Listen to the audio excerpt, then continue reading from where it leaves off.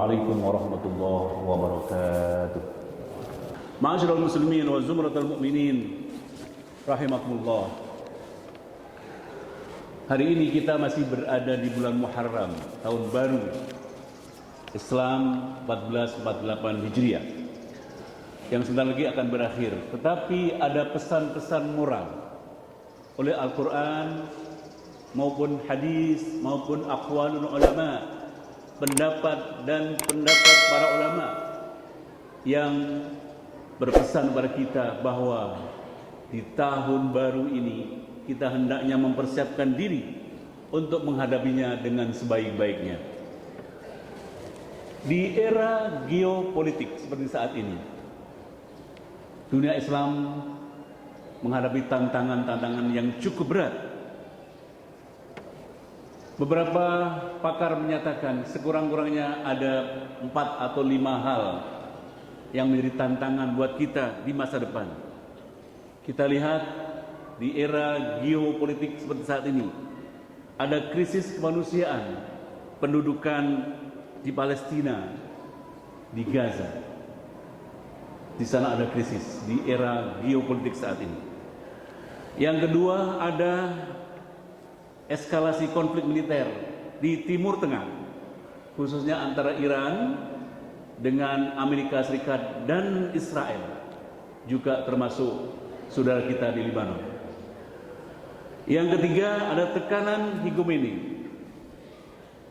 hegemoni global dan sanksi sepihak. Dunia menjadi tidak adil kepada Islam. Yang selanjutnya ada meningkatnya sistem anti-Islam atau Islamfobia dan diskriminasi global terhadap Islam.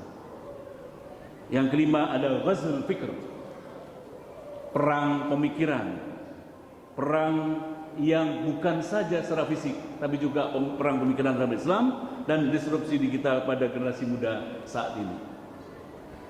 Itu adalah kenyataan-kenyataan dunia saat ini di masa geopolitik ketika kita berada di tahun baru Hijriah 1448 Hijriah saat ini. Saudara-saudara sekalian, oleh karena itu mari kita cermati bagaimana Al-Quran menasihatkan kepada kita agar kita tetap optimis. Di tahun yang akan datang kita harus lebih baik.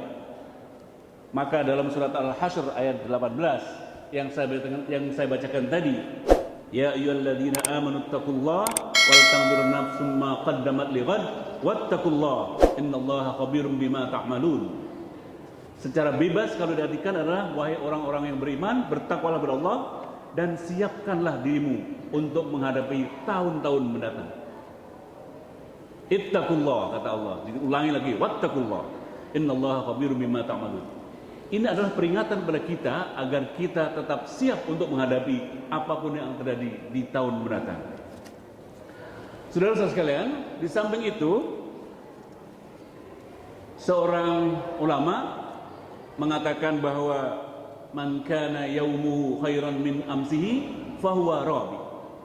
Ini nasihat yang selalu dan sering kita dengarkan. Barang siapa yang hari ini, yang tahun ini, yang bulan ini lebih baik daripada tahun yang lalu, maka dia beruntung. Tetapi wa man kana yaumuhu mithla amsihi fahuwa maghbun. Kalau kita tahun ini hanya sama dengan tahun kemarin, hari ini hanya sama dengan hari kemarin, maka kita dikatakan sebagai orang yang tertipu karena tidak ada peningkatan, karena tidak ada inovasi. Tapi masih ada lagi yang lebih parah, wa man kana yaumu syarran min amsihi fahuwa mal'un. Siapa yang tahun ini lebih jelek, lebih jahat daripada tahun kemarin, siapa yang hari ini lebih jahat, lebih jelek daripada hari kemarin, maka dia dilaknat oleh Allah Subhanahu wa taala. Ini artinya saudara-saudara sekalian, Islam berpesan kepada kita bahwa kita tidak boleh lengah. Apa yang ada di tahun mendatang harus lebih baik daripada tahun yang lalu. Itu intinya. Umar bin Khattab radhiyallahu anhu juga berpesan kepada kita, hasibu anfusakum qabla an tuhasabu wazinu anfusakum qabla an tuzanu. Ini artinya bahwa kita harus mengevaluasi diri kita sebelum kita dievaluasi oleh Allah nanti di akhirat.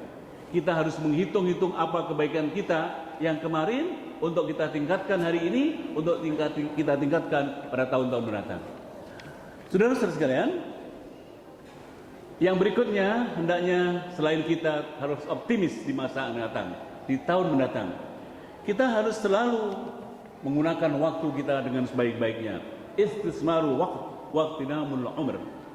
Istismarul waqtinamul umr dalam bahasa Arabnya, yaitu menjadikan waktu kita lebih produktif dan umur kita lebih baik lagi.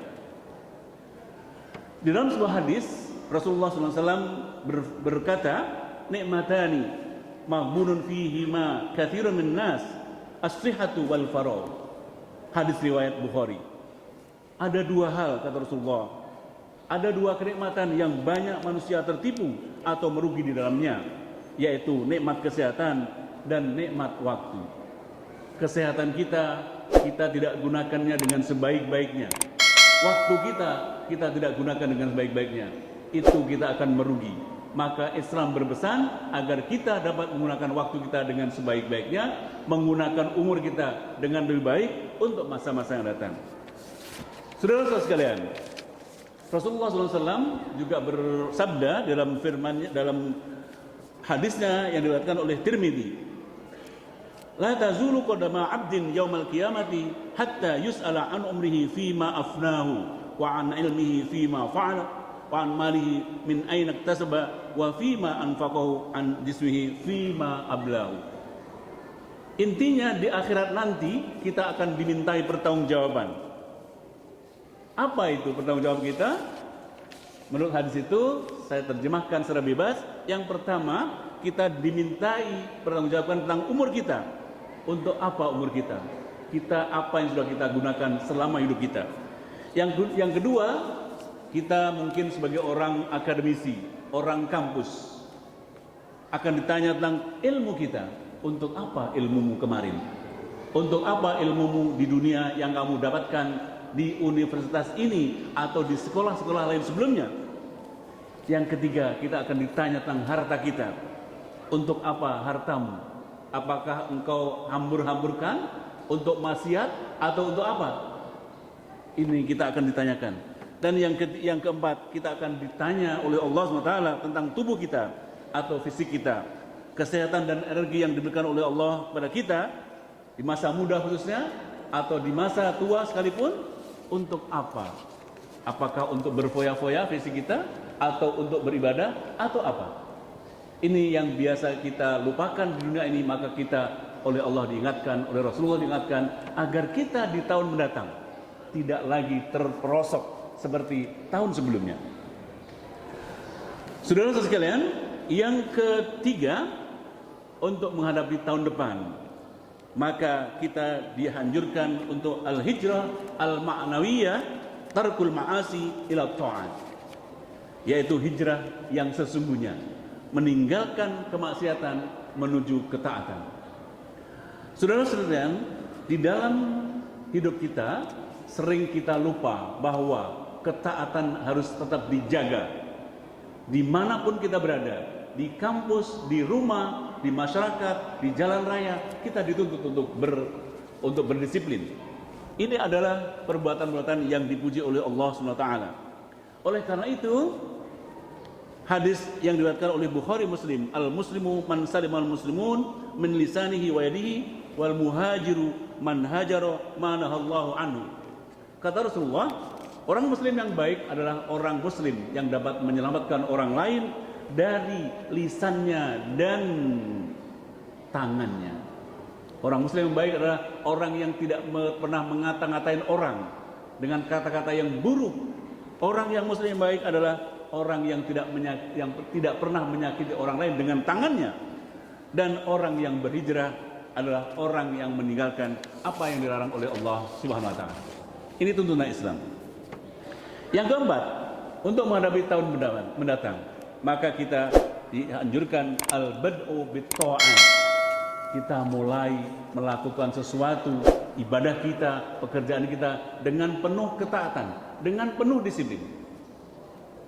Kalau kita di kampus seperti yang kita cintai ini, di masjid yang kita cintai ini, maka kita harus lakukan apa saja yang menjadi tugas kita sebagai mahasiswa, sebagai dosen, sebagai apa saja yang kita kerjakan di kampus ini. Maka oleh Allah SWT kita diperingatkan dalam surat At-Taubah ayat 36, Inna iddatash syuhur indallahi 12 syahran fi kitabillah yauma khalaqas samawati wal ard minha arbatun hurum dzalika ad-dinul qayyim fala tazlimu fihinna anfusakum. Intinya, saudara-saudara sekalian, bahwa apapun yang kita lakukan dunia ini harus dimulai dengan ketaatan pada Allah SWT. Dimanapun kita berada, kita harus disiplin, tidak boleh melanggar aturan Allah SWT. Di jalan raya sekalipun, kita harus disiplin, menaati aturan-aturan dan peraturan lalu lintas. Jika tidak, maka kita akan menjadikan orang lain tidak selamat, akan menjadikan mobil kita, kendaraan kita tidak utuh lagi.